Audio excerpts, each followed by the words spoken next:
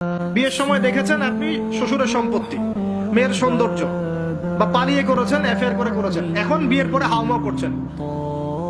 বিয়ের আগে তো দিনদারিতা দেখেন নাই।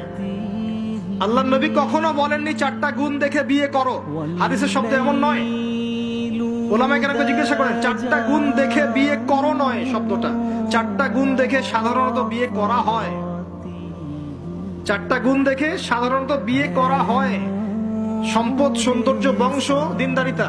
তোমরা দিনদারিতাকে প্রাধান্য দাও, না হলে তোমাদের হাত ধুলোয় ধূসরিত হবে। এখন দেখা যায় দিনী ভাইরা দিনদার ক্যাটরিনা কাইফ খুঁজতেছে। দিনদার মেয়ে চাই কিন্তু সুন্দরী লাগবে আবার। কেন? একটু অসুন্দর হলে আপনার চলবে না?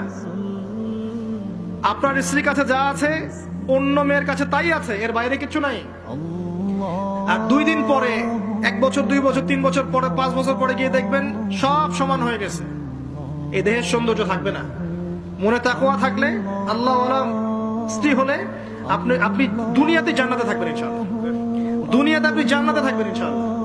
আর যদি ঘরে একটা বদকার স্ত্রী থাকে, তাহলে আপনার দুনিয়ায় জাহান্নাম, দুনিয়ায় জাহান্নাম।